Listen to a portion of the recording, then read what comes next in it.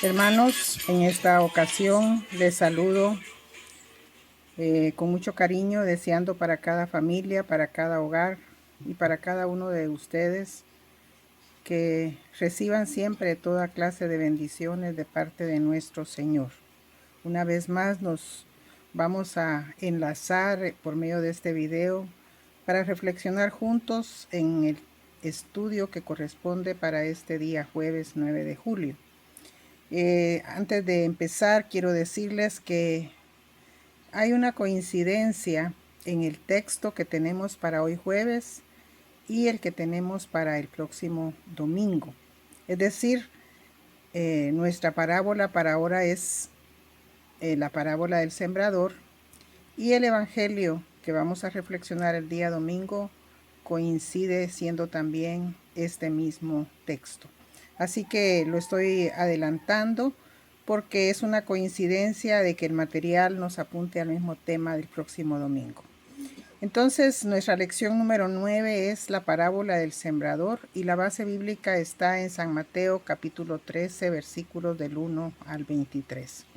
Les ruego siempre hacer su lectura, su oración y el ejercicio de memorización. Vamos a memorizar el versículo 23 del capítulo 15, que dice: mas el que fue sembrado en buena tierra, este es el que oye y entiende la palabra y da fruto, y produce a 100, a 60 y a 30 por uno. San Mateo 15, 23. El propósito de nuestro estudio es, en primer lugar, interpretar la parábola en doble vía. Vernos como un terreno, vernos como sembradores y vernos también como semilla que da fruto. Analizar las características de los diferentes terrenos en la parábola e identificarlos con nuestra respuesta a la palabra. Esta lección también quiere desafiarnos a ser un terreno fértil que dé fruto al 100% y sembradores diligentes de la palabra de Dios. Como iglesia no podemos dedicarnos a otra actividad y darle más importancia, sino que lo principal es esparcir la semilla de la palabra del Señor. Esta parábola es una de las más sencillas de comprender, no solo porque el relato en sí mismo es muy claro, sino que también porque el mismo Jesús se toma tiempo para explicar o interpretar la parábola. Nosotros vamos a leer únicamente de los versículos 1 al 23, pero los versículos 36 al 43 contienen la interpretación que Jesús les da a sus discípulos para que entiendan esta parábola. Entonces es una parábola sencilla y fácil de memorizar también. ¿Por qué surge la parábola? ¿Cuál es la ocasión? ¿Qué da origen? Imaginémonos la multitud que escucha a Jesús. Jesús se puede comparar en determinado momento con un personaje famoso. Este es el tiempo de popularidad del Señor, pero Él sabe que muchos de sus seguidores y oidores van por curiosidad y no todos van a permanecer. En el capítulo anterior Él discutió con los legalistas judíos, y ahora al predicar o enseñar Él sabe que tiene opositores, que hay indiferencia, que algunos duermen mientras Él habla y que otros se olvidarían pronto de su enseñanza. Así era en aquella multitud y así es en la actualidad, mis hermanos. Cada vez que usted o un pastor o la pastora comparten el mensaje, hay personas bien interesadas y dispuestas a aprender, atentas al mensaje, pero hay otros que le buscan cómo oponerse a la enseñanza, cómo buscarle defectos. Otros son indiferentes, no les importa, no se fijan, y otros cabeceamos mientras otros predican. Entonces, a muchos también se nos va a olvidar la enseñanza muy pronto. Y así es como surge la parábola. Esto de las parábolas es un método de enseñanza nuevo en el ministerio de Jesús. Él no había enseñado por parábolas antes de esta parábola que se encuentra en el capítulo 13 del Evangelio de San Mateo. La narración, vamos a dedicarnos aquí a pensar en el texto, que va de los versículos 1 al 23. El relato es sencillo y muestra un método común de siembra en aquel tiempo. En aquel tiempo no se utilizaban máquinas para sembrar ni tecnología como la que se usa actualmente. La semilla se esparce, se tira por puños de semillas y no todas van a caer en la tierra fértil. Algunas caerán junto al camino, otras en pedregales o entre espinos, pero hay algunas semillas que sí van a caer en buena tierra. ¿Cuál es la buena tierra? Entonces aquí la buena tierra la podemos nosotros comparar con esa tierra que está lista, que no tiene piedras, que no tiene malas hierbas, que no es solamente superficial, sino que es profunda, que tiene nutrientes, ¿verdad? Para que la semilla pueda germinar. La interpretación. Aquí veamos lo que según el texto sucede con cada una de las semillas. Unas caen a la orilla del camino y la gente pisotea esas semillas o llegan las aves y se las comen, entonces esa semilla no va a dar ningún fruto.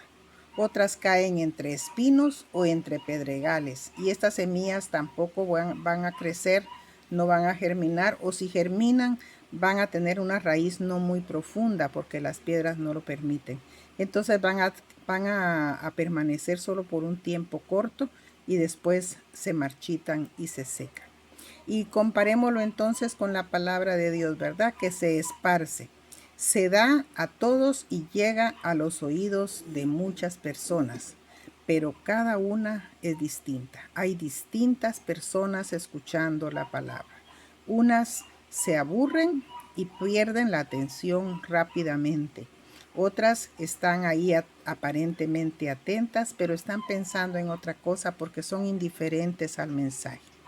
Otras solamente están buscando errores del que da el mensaje, palabras o ideas para poder oponerse a ese mensaje. Y solamente unas pocas personas van a ser aquellas en las que el mensaje va a llevar fruto. Y esta es una realidad, mis hermanos, que no ha cambiado desde el tiempo de Jesús para este tiempo actual. Aunque nosotros veamos multitudes escuchando a un predicador, o aunque nosotros miremos 40, 35 personas en el culto, o tal vez 70, 75 personas, de ese grupo pequeño o de aquella multitud que vemos en algunas ocasiones, no todas están totalmente fértiles a recibir esa semilla de la palabra y a dar fruto. ¿Cuál es la enseñanza espiritual de esta parábola? La clave al leer esta parábola es no quedarnos en el texto y la hermosa narración o descripción que hace el maestro. Porque realmente, si ustedes ven esos versículos, se van a dar cuenta que están escritos de una manera hermosa, sin errores, sin repeticiones, etc. Pero se necesita aplicarla a nuestra vida. Siempre la aplicación que se hace es respecto del mensaje que la iglesia comparte. Casi la mayoría de personas que predicamos en alguna ocasión esta parábola lo hacemos dando la enseñanza de que al dar el mensaje no todos van a recibir la enseñanza o el mensaje de la palabra de la misma forma. No fructifica igual en todos los corazones y en todas las mentes que están escuchando. Y es correcto entenderla así para no desanimarnos en la tarea de compartir el mensaje.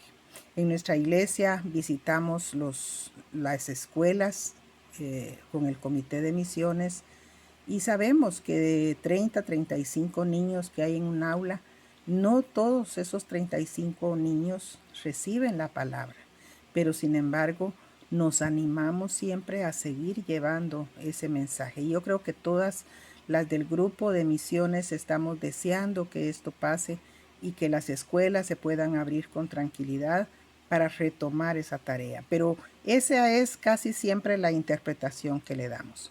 Pero además de esa interpretación, también tenemos que intentar aplicar la parábola a nosotros. Que nos pongamos nosotros en el papel de un terreno fértil o de un terreno pedregoso, porque también la palabra nos llega y debe llegarnos, ya sea que la escuchemos en la radio, que la escuchemos en la iglesia, que la veamos y escuchemos en la televisión o que la leamos. Ese mensaje nos llega. ¿Y qué somos? ¿Somos un terreno fértil o somos un terreno pedregoso y lleno de malas hierbas que van a ahogar la semilla? Tenemos que ser un terreno fértil donde la semilla cada día da fruto, no se seca, ni se ahoga, ni se muere, sino que fructifica. También hay una forma de entenderla como siendo nosotros esa semilla y dar fruto, ¿verdad? Porque el Señor, recordemos que espera frutos de cada uno de sus hijos. No vamos a salvarnos por las obras que hacemos. Esos frutos son nada más la respuesta a las bendiciones que recibimos del Señor. Al final, mis hermanos, la enseñanza entonces es el fruto. El fruto que espera el labrador. En la parábola, en el versículo 37, dice que el labrador es Jesús. Y entonces Jesús espera fruto y lo dice en otros pasajes. Para fructificar nosotros tenemos que luchar. El crecimiento lo da Dios, pero nosotros luchamos contra el enemigo que obstaculiza el crecimiento. Jesús promete bendición a quien fructifica abundantemente. Para concluir, mis hermanos, esta parábola es muy didáctica y muy directa. Fácil de entender para aquella multitud que le escuchaba. No sabemos quiénes captaron el mensaje, pero la pregunta importante es, ¿lo captamos nosotros? Como iglesia, ante la palabra, no seamos opositores, no seamos indiferentes, no durmamos durante el mensaje, no lo desechemos sin antes escucharlo, analizarlo y compartámoslo. Atesoremos la llamada de Jesús a dar fruto al 100, al 60 o al 30 por uno. En este tiempo de pandemia, mis hermanos, hay que compartir también una semilla de la palabra cada día.